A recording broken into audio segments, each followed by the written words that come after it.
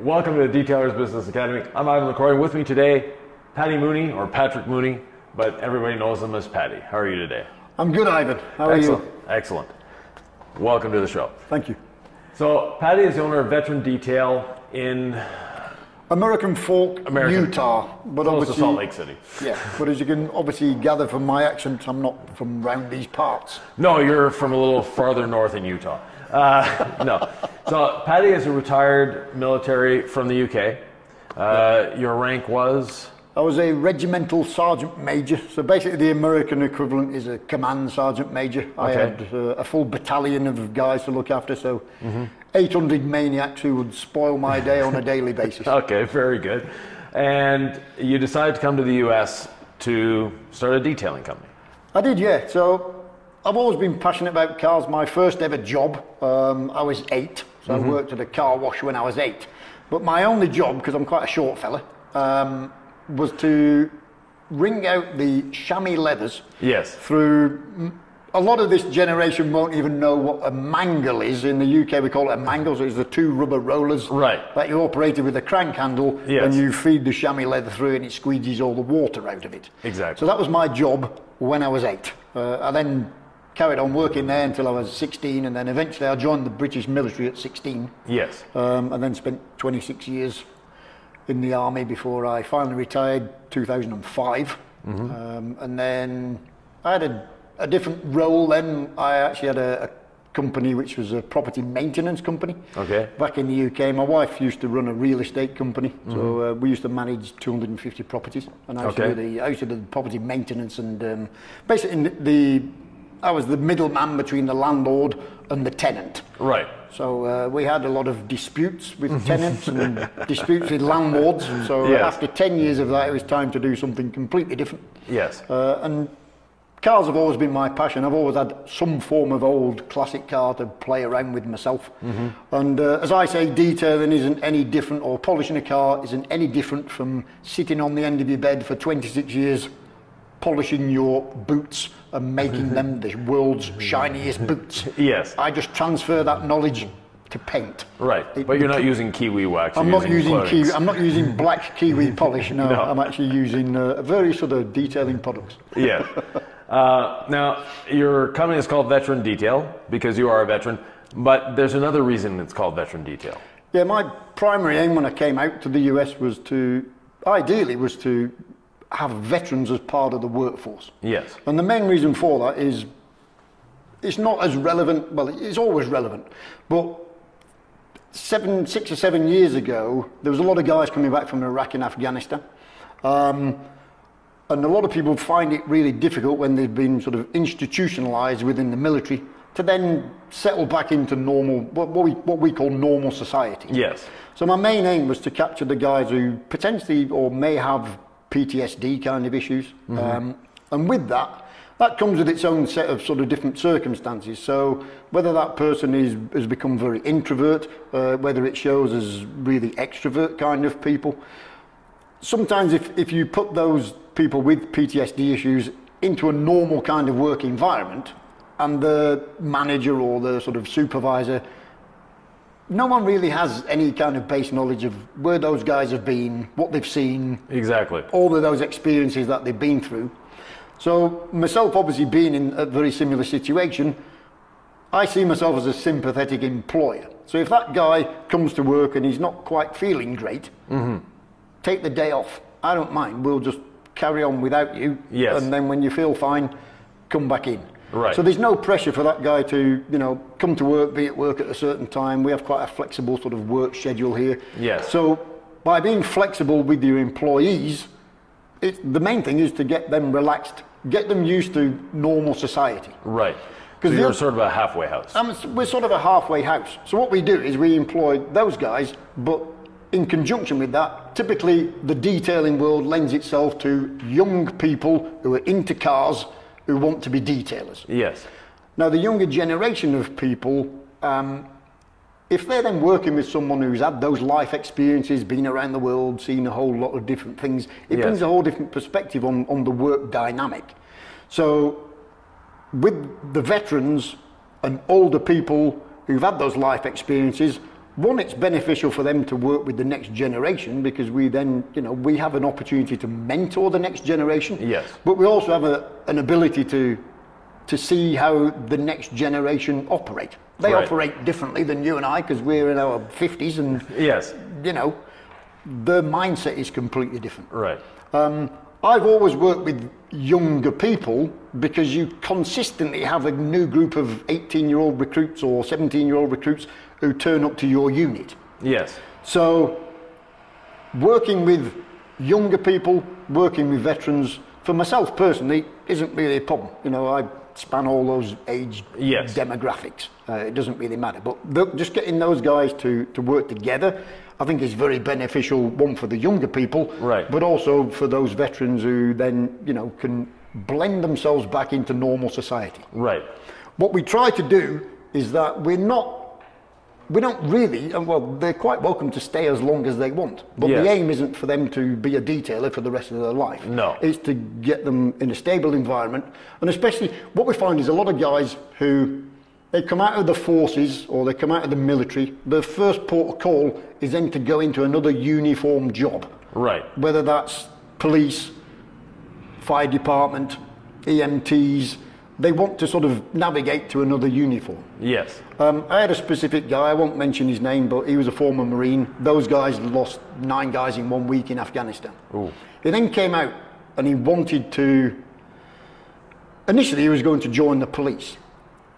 I had a very sort of heart-to-heart, basically a father and son kind of discussion by saying, why would you want to put yourself back into a situation where your wife and your very young children, if you're then putting yourself back into a patrol car, you're in just as much danger as you were out in that conflict. Right.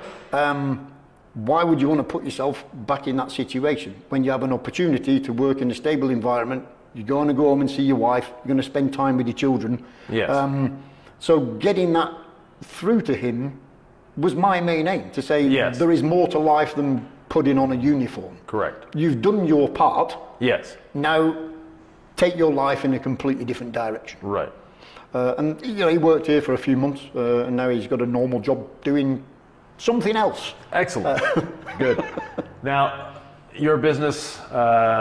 You do ceramic coatings, you do dealership detailing, and a whole mix of anything and everything in between. What is your primary focus? What would you like your business to be? I think every business owner wants their business to be profitable. Yes.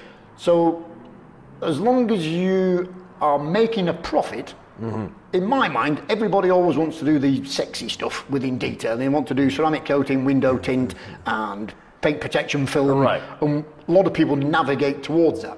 But you can actually make quite a lot of money doing those sort of, basic mum details, where it's a mum's minivan. As long as what you're charging is your value. Exactly. So you can still make money doing normal details. You can still make money doing dealership details. Yes. But what you've got to be careful of is, as I did when I first came here, because you have to establish a name, you have to basically put your business out there, you have to get a name for yourself. Yes. So you're willing to do anything. And that can be an initial, you can fall into a trap. Right. Because you're busy, you think you're making money. Yeah. And it takes you a long time to analyse all of the figures to figure out, well, I've been really busy this year, but why did I not make any money? Right. 1, because you weren't charging enough. 2, because you were trying to establish yourself, which everybody has to do. Right. But it was focusing and then narrowing everything down. So I think once you get the correct focus, once you get your pricing right, and you have a reliable group of employees who are not just working for you, they're working with you. Exactly. And they're supportive of your business. Because if you develop that culture within your business, then things will just start to naturally roll along, and you will then pick up those ceramic coating jobs, those paint protection film jobs, higher paid stuff. Exactly. So it will take time, and this is what a lot of people are not prepared to do, is they're not prepared to wait. They want everything to happen by next week. Yes. I want to be making money by next week. Sometimes you have to not actually make any money. But you've got to be prepared not to make money. Right. It sounds like a really strange concept. Why would you start a business and not want to make money? Well, everybody wants to make money, and you will eventually get there. Right. But initially, it's all about establishing who you are, who your ideal customer is, what you want your business to be, and how you want your business to be seen by your ideal type customer. Right. We can't detail everybody's car. No. Because there will be certain people who are outside of your price range. And to be honest, there should be people who are outside your price range whenever they phone. Yes. And they say, oh, that's expensive. Well, yes, it's expensive to you, yes, but it's not expensive to the people who are my ideal type customer. Exactly. Yeah. Now, I know you spend a good amount in advertising, about $20,000 a year, so which is actually a reasonable number. It's not that much. To someone who has no business, $20,000 seems like a lot, but in reality, it's normal cost of doing business. What are your thoughts on advertising? What has it brought you? What has it taken away, other than taking away $20,000? But what has it done for your business to invest that money? Well, you just said the magic word, invest. Mm-hmm. You need to be prepared to spend money to make money. Right. So the initial thing with advertising is it's quite a scary thing, because you put yourself out there, whether you're doing Google ads or whether you're doing Facebook ads or Instagram or TikTok. Yes.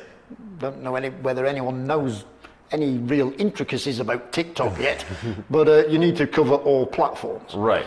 So even as an old guy, now I'm nearly 58, that's TikTok, that's not old.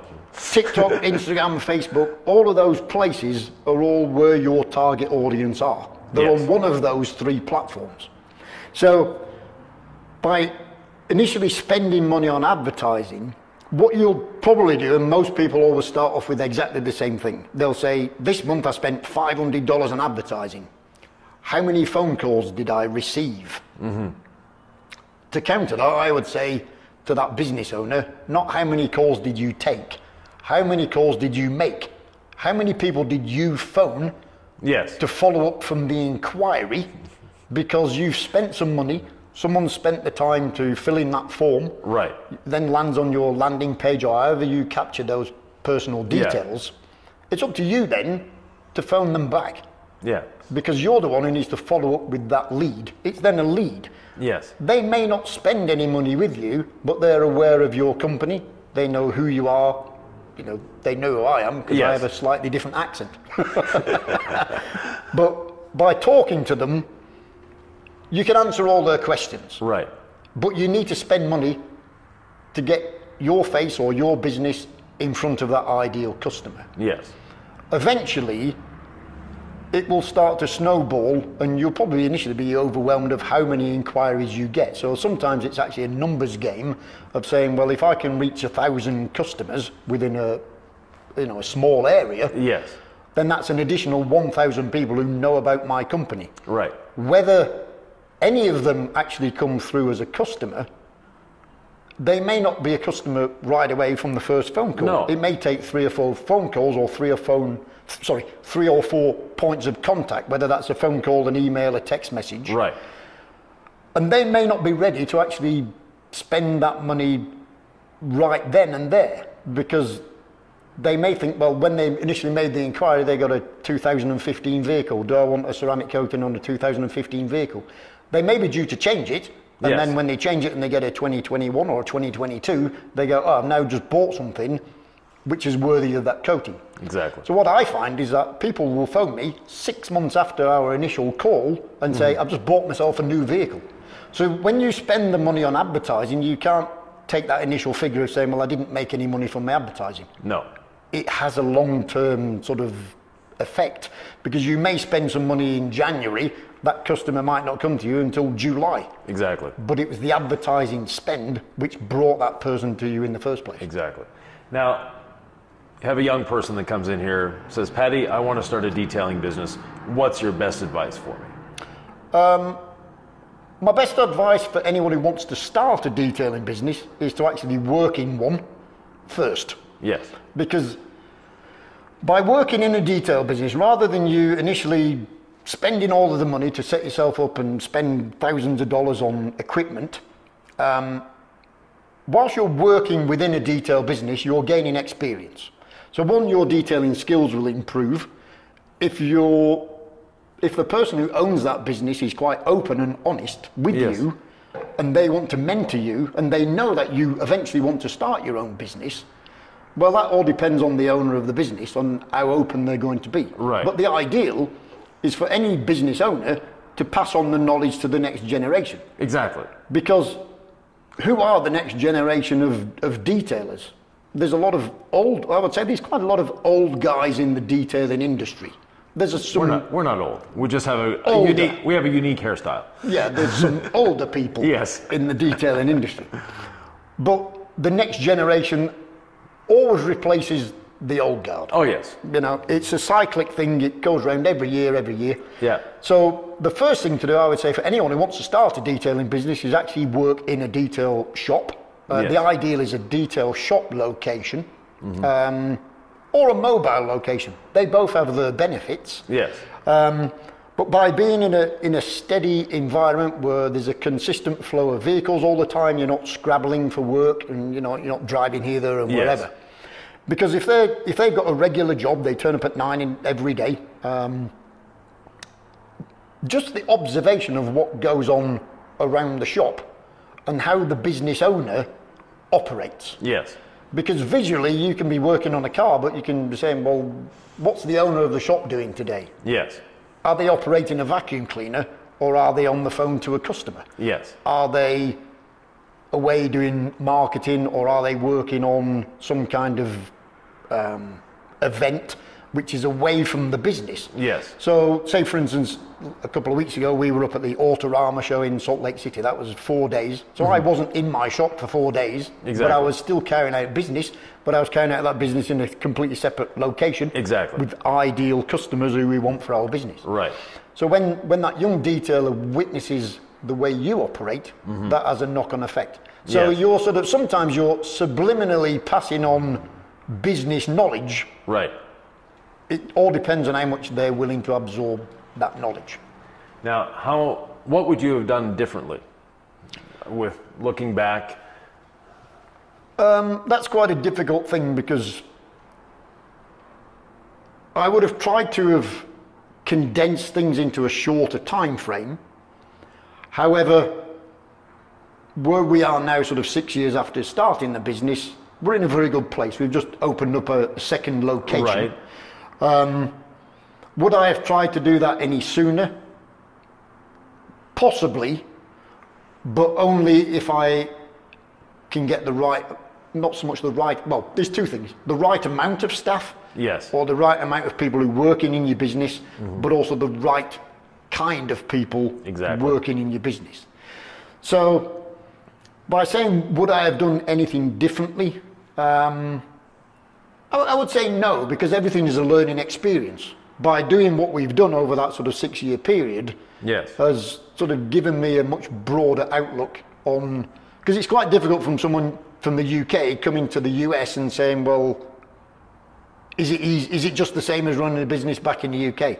No, it's completely different. Yeah. Because the tax system's different, the way you incorporate a business is different, the way you interact with customers and employees is a whole different kind of thing than what you're used to back in the UK. Right. So it takes a little bit of time to actually get yourself in the groove. I would say if there's anyone else from any other countries, I know that Canada has a very similar system where I'm here on what they call an E2 treaty trader visa. Yes. So what it allows me to do is to own and operate a business within the United States. Yes. I don't ever get to green card status. Right. So anyone who's in a different country, so I know you have a lot of viewers who are overseas, UK, Australia, and everywhere else. So anyone who has a trade treaty with the United States and they want to operate and own a business within the United States, they can apply for what's called an E2 treaty trader visa. And the only stipulation is two things. one, the country of origin has to have a trade treaty with the United States. Yes.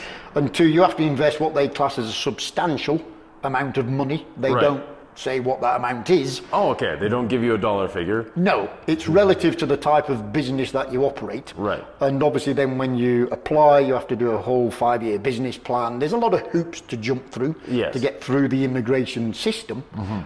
You can either, you can either employ a US sort of based immigration attorney to sort out all of that for you. Yes. I actually did that when we first came. Yes. But then I found out that the procedure isn't that difficult. So when you then go through a renewal process, you can actually do the renewal yourself, which is what we did. And so how often do you need to renew? So we were initially given a 2-year visa to set up and start the business. Yeah. After that 2 years, you then have to supply all of your tax returns and information back to the US Embassy of your country of origin. So we Okay. applied through the US Embassy in London. Yes. And then after that initial 2 years, you then reapply, you go through the whole process all over again, and then you're on what they call a 5-year cycle. Okay. So certain countries are allowed to just carry on doing Yeah. those 5-year sort of renewals. But at any point where you decide to either sell your business or you close down your business for any reason whatsoever, you then need to go back to your country of origin. You can't Okay. just stay No. in the United States.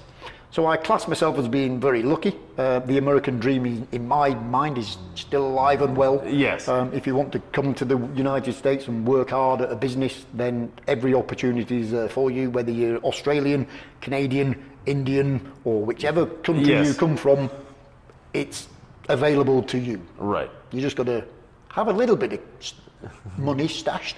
Yes. Yeah. Don't come looking for a job. You have Don't- to. yeah, you have you- to bring your job with Yeah, you. you have to basically bring some funds with you. Yes. And use those funds to create a business. Right. Now, what's the future of veteran detail? So as I alluded to earlier, we've now just got a second location. We've actually expanded 3 times in our current location. So Every time I come, every there's time more you come, it space, gets yeah. bigger and bigger.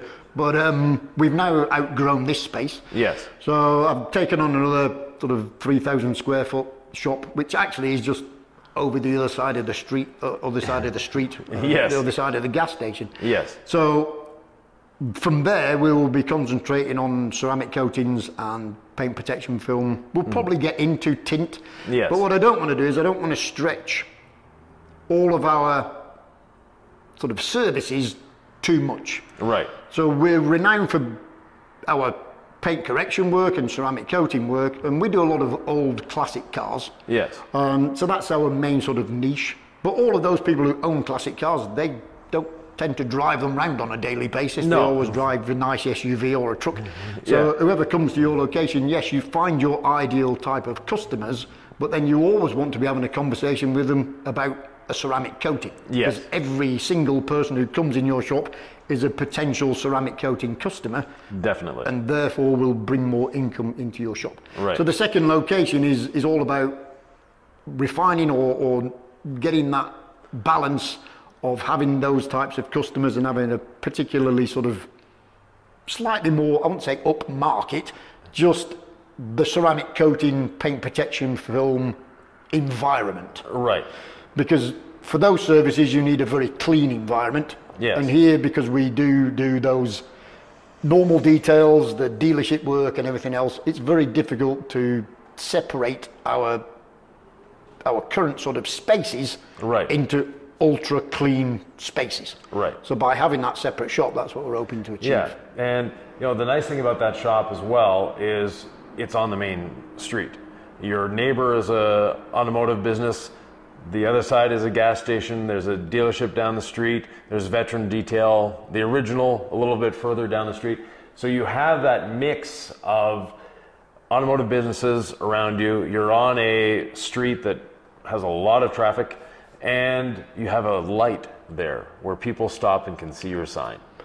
Yeah, it's always about visibility. A lot of detail shops, as I find, normally are in sort of some kind of industrial type area, because people want that much larger garage door to be able to put in larger vehicles, boats and RVs, and, Right. and do the full sort of gambit, as I say, of the whole range of detailing. Yes.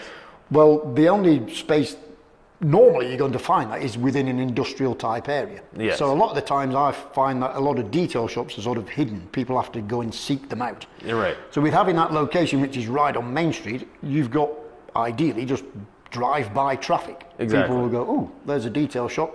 Let me pull in and let me just go and check that out. Yeah. And the other thing with having those, what I call friendly businesses which are around you, we have a mechanic shop on one side and then we have a gas station on the other side. To the rear of the new location is an upholstery shop which also has knock-on business there from people who come and bring in their boats, classic cars to get all the upholstery done. So it just lends itself to having the sort of ideal kind of traffic in and around your location anyway. Exactly. When we had our shop, our neighbor on one side was a Volkswagen dealership, our neighbor on the other side was a Hyundai dealership, and across the street was a Ford dealership. So we were in that sort of automotive area as well and known for that. And it really cut our advertising budget dramatically because now our advertising was walk-in. And it was just greeting the customer and finding out why they were there and, going accordingly. And you'll find that in your new location as well, because this current location, even though it's 150 feet off the main street, it's sort of hidden behind a very good bakery. But nonetheless, good location. It's served you for almost 7 years now, 6 years? 6 years. Yeah, so very good. Anything that, or no, let me rephrase that. Where do you see the detailing industry going in the future? What's your vision for the detailing industry? I think it's on a very steep upward trend. To be honest, I didn't really know any real characters, as I call them, within the detailing world. But having the ability to go to all of the things like SEMA, NTE, the Southern Detailers Conference, I haven't been yet, but I'm planning on trying to get there this year. Yes. But by just having the ability to, it's like with yourself. I pick up the phone, I know you're going to answer the phone. Yes. I know you're going to give me really sound advice, which I appreciate. So having access to people who've been detailing for years and years and years, who have that base knowledge of, more importantly, not telling you what to do, giving you guidance on what not to do. Exactly. Because it's very easy to fall into a trap of thinking, oh, this is a good idea, should I do this? And then someone else who's had all those experiences, well, no, don't do that, that's crazy. Yeah. But now with the detailing industry as a whole, the whole sort of thing of ceramic coatings, paint protection film, window tint, vinyl wraps is a massive thing. So there are a lot of services that you can offer which are really high dollar services. Yes. So as far as actually being a profitable business, I wouldn't say making money because that sounds quite crude. You want to be a profitable business. Yes. It's not about making money. So a lot of people are very focused on money and that's it. The way the detailing industry is moving and the pace that it's moving, there are some multi-million-dollar detailing businesses, which you and I know of, which 15, 20 years ago, no one would have ever have said that you could have had a multi-million-dollar detailing business. Exactly. Because no one even associated cleaning cars with making millions of dollars. Right. We're nowhere near having a multi-million-dollar detailing business. Right. But we're on the right path. Exactly. With adding more people to work here, adding a second location, it shouldn't really take that long to then start. We're already a six-figure business. Yes. But there's a very broad range, as we discussed before, there's a very broad range of a six-figure business. It can be anything from $101,000 up to $999,000. Right. You still have a six-figure detailing business. Right, exactly. And there's a lot of space in between there. But as far as that whole industry is going, there is potential for anyone who starts a detailing business to actually be very profitable, live very comfortably. Yes. But the main thing is to know your value. Exactly. How much am I worth to my ideal customer? Exactly. One, find your ideal customer. Two, never undersell yourself. No, never. And if people want you to clean up baby sick from the back of a car, I would say do that, because if you do that emergency job for someone who's had a little bit of a nightmare, Right. it leads on to them coming back then for a full detail on that vehicle, and know that if you talk to them about a ceramic coating, the next time they change that vehicle over for a new one, you've always got a potential ceramic coating customer. Right. Now, the two of us, we like mentoring people. We like making sure that what we've learned gets passed on. What's the biggest mistake you see the new detailers coming in doing? I would say time frame. They want all of the glory, they want all of the rewards in the shortest amount of time possible, Yes. which isn't a reality. No. You can build a reputation quite quickly, but a reputation built organically over time Yes. is far more beneficial than being the next superstar who's the overnight success. Yes. Because it hasn't been built on solid foundations. Right. If you're building a business, it has to be authentic. Yes. Your Google reviews and everything else has to be from genuine customers. Right. Anyone knows that. You can go and buy a whole load of Google reviews, but they mean nothing unless No. it's a genuine customer. So my advice to anyone who's starting off is take your time, Yep.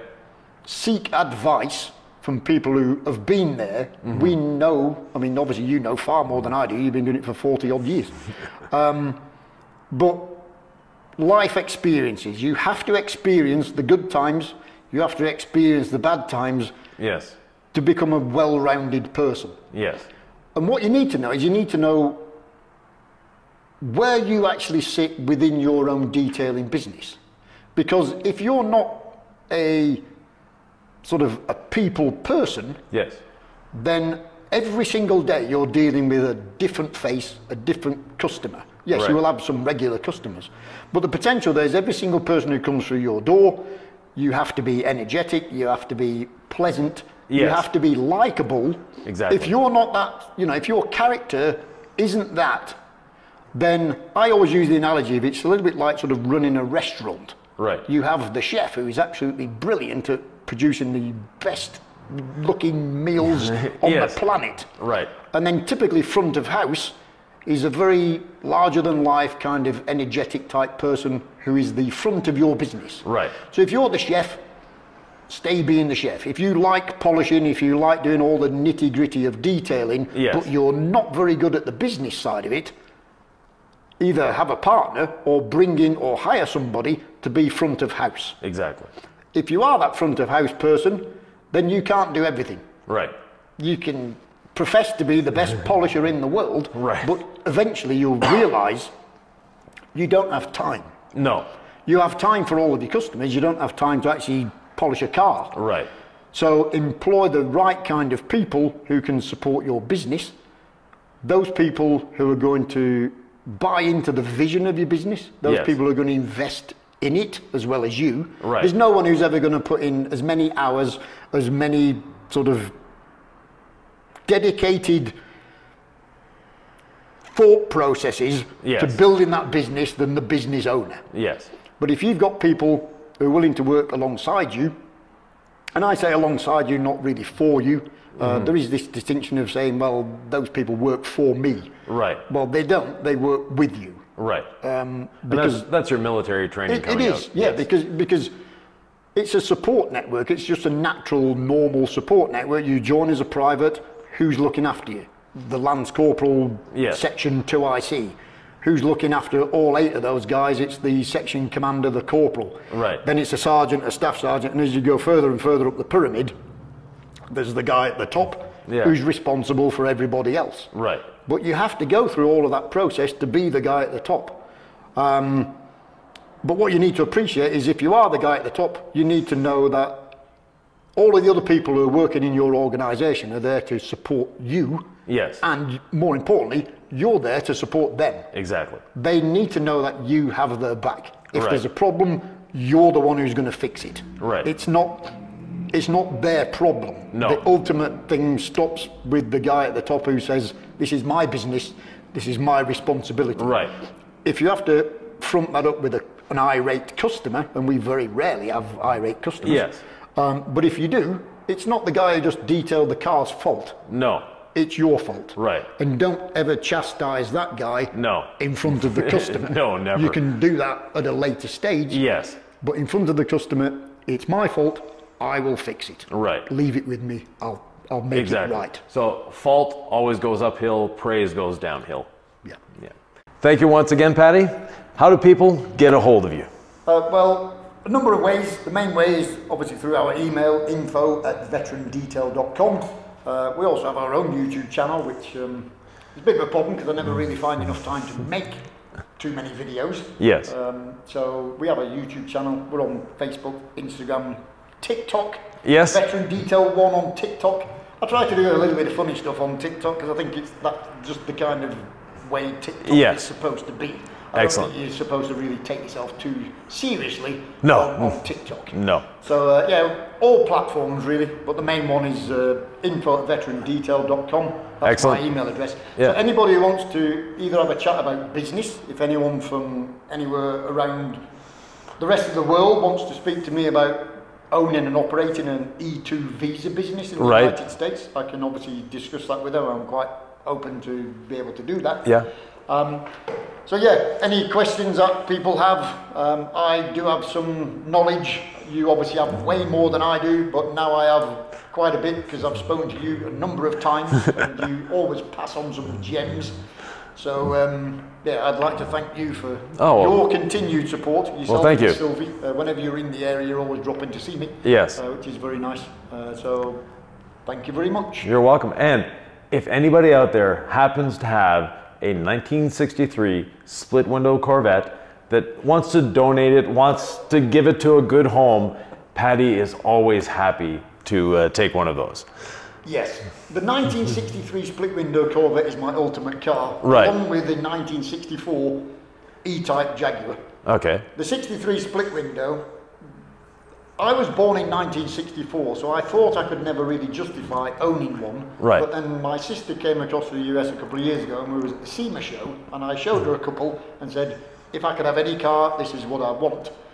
I said, but I can't have one because I was born in 1964. She said, well, you was conceived in 1963. Yes. So there is obviously justification to now having one. Right. The only problem is trying to find enough money to buy one. So if anyone does want to donate a 1963 split window Corvette, I'll be quite happy to look after it for a number of years. Yes. And then if you want it back, we can fight it. Yes. Very good, Patty. Thank you very much. Take care. If you have any questions, comments, thoughts, or ideas, please leave them below. Patty and I will be happy to answer, and we'll see you in the next one.